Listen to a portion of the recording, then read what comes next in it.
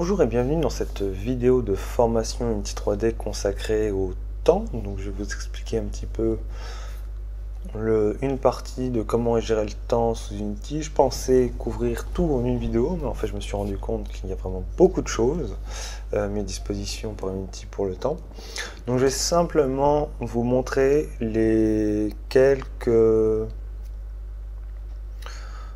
éléments utiles à votre niveau, puis bon, même avec le temps d'après. C'est vraiment si vous avez besoin de choses spécifiques sur le temps, vous aurez besoin de fouiller un petit peu plus, mais sinon, il n'y a pas il n'y a pas de contraintes spécifiques au niveau du connaissance par rapport à ce que je vais vous apporter dans cette vidéo. Alors, dans cette vidéo, alors je suis parti du projet de la vidéo précédente. À cela s'ajoute que j'ai j'ai modifié un petit peu le script pour lui ajouter un booléen que j'instancie à faux. Et s'il est vrai, je charge de nouveau le niveau. Ça va simuler le fait que je charge le niveau suivant, mais là je charge simplement le même niveau. Donc si je clique dessus, voilà, vous n'avez rien vu. C'est normal, en plus je ne suis pas en lecture, donc je lance le jeu. J'appuie sur l'interface. Vous voyez, ça me l'a recréé, ça m'a relancé le niveau. Voilà, donc ça va nous servir pour illustrer ce qu'on va aborder, à savoir le temps. Le temps, il est géré par une classe dans Unity, la classe temps. La classe temps, elle permet d'avoir accès à plusieurs choses. Par exemple, si je veux connaître le temps depuis le début du lancement de mon jeu, eh bien je vais utiliser time.time. Alors normalement, ça me dit qu'il y a un souci. Time.time. On va le mettre dans un debug log pour l'afficher. Debug.log. Hop. Hop, hop. Et voilà. J'ai le temps depuis le début de la vidéo. Donc, comme elle est dans la fonction update, ça se met à jour à chaque frame. Et on le voit ici, ça affiche mon temps, tout simplement. Si je mets en pause, on voit bien que ça met à jour régulièrement. Donc là, à peu près tous les 0,02 secondes. Ce qu'il faut savoir, c'est que le temps est exprimé en secondes. Alors, petit détail, on peut voir que si je mets en pause et que je vais par exemple à l'image suivante, on peut remarquer que le temps s'écoule en fonction du temps que mon jeu est en marche.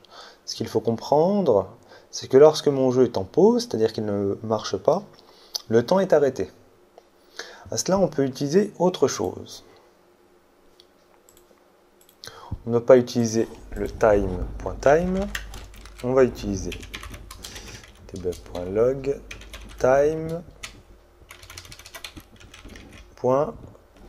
Et là, ça va être real time since startup.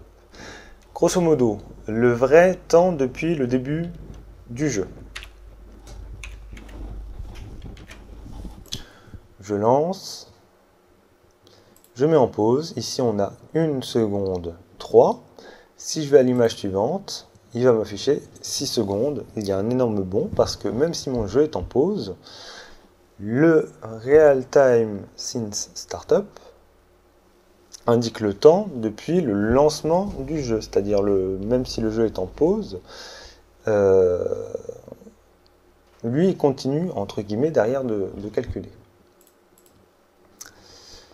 Ce qu'il faut savoir, c'est que, alors là, on est à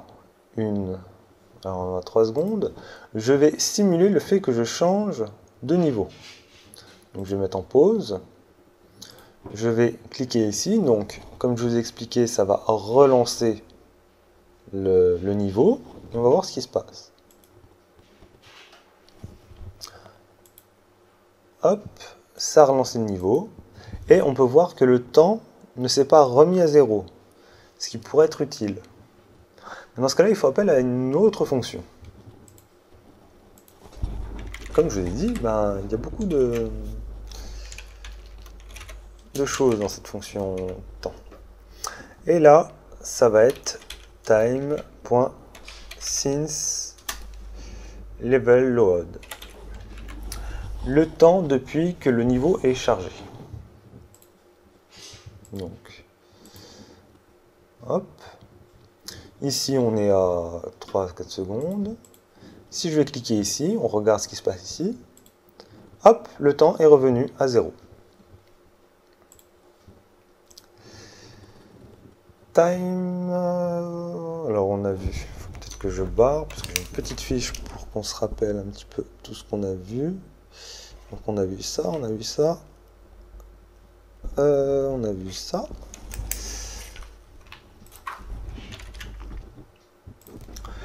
Il peut être intéressant que vous réalisiez des accélérations dans votre jeu. Dans ce cas-là, il va falloir par exemple doubler le temps. Dans ce cas-là, debug.log. Alors non, d'ailleurs, on ne va pas faire comme ça, on va directement agir sur une variable, la time scale. Et on va dire que tu vas 2 fois plus vite qu'à l'habitude.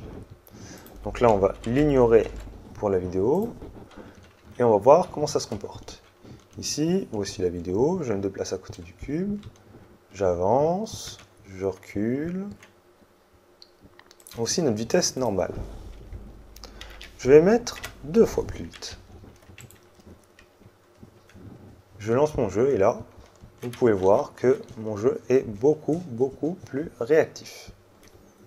En effet, on a changé l'échelle du jeu. Qu'est-ce qu'on a d'autre? Frame count, ça affiche le nombre de fenêtres. .log, donc frame image, time, count compter. Voilà comme son nom l'indique. Hein. À chaque image, ça incrémente de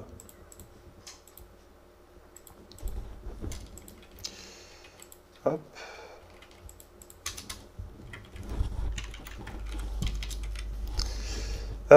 Fixed time, c'est un attribut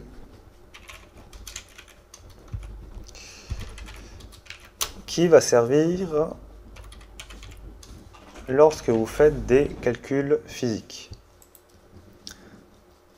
Les calculs physiques se font depuis des intervalles réguliers. Donc on peut le voir ici, 0,5, 0,52, 0,54. Alors qu'il y ait 2 fois la même valeur, il ne faut pas y prêter attention, mais grosso modo c'est ici une seule et même ligne. 5,56, 58, 60, 62, 64, etc. C'est le temps qui se déroule, qui a été pris au moment où on a commencé la dernière Fixed Update. Pour faire simple, Fixed Update va permettre de faire des calculs physiques, on le verra dans une autre vidéo. Celui-là, c'est pas important de le connaître tout de suite, mais bon. Debug.log time.fixed delta time. C'est grosso modo l'intervalle de calcul de votre ordinateur par rapport au calcul physique. Ici, il est de 0,02, on peut le changer à sa guise. Le delta time qui va servir énormément.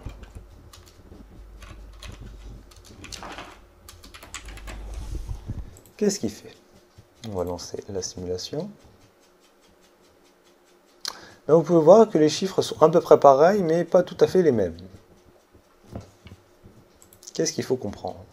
Bien, le delta time, c'est le temps entre les 2 dernières images de votre jeu. Et ce temps peut varier. Admettons que vous avez une image à 60 fps par seconde, donc le delta time est de 0,02. Maintenant, admettons que vous ayez besoin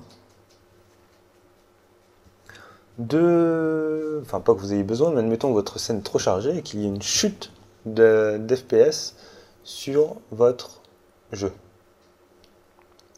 Eh bien ça va poser un problème, puisque les calculs que vous allez faire, par exemple, on va créer public GameObject, et on va dire que c'est notre cube adoré.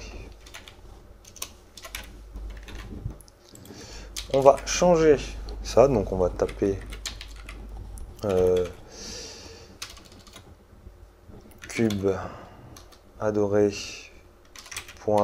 .transform.position, c'est un message, est égal à new vector 3. Ici on va mettre, alors je tape et ensuite je vous explique si vous n'avez pas compris. Hop.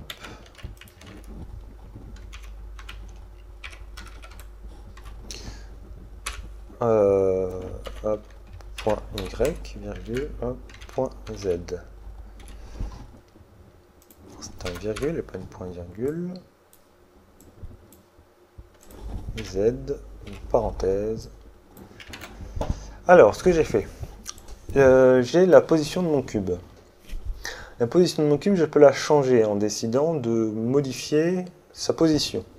Sa position est enregistrée avec un vecteur. Je crée donc un nouveau vecteur. Et dedans, je lui renseigne. Alors, on va enlever ça tout de suite. Hop. Je lui renseigne la position X, Y, Z de mon cube. Ainsi, si je lance mon programme tel qu'il est là, mon cube ne bouge pas. Alors, c'est normal, il y a une petite erreur. Déjà, il faut renseigner aussi l'objet.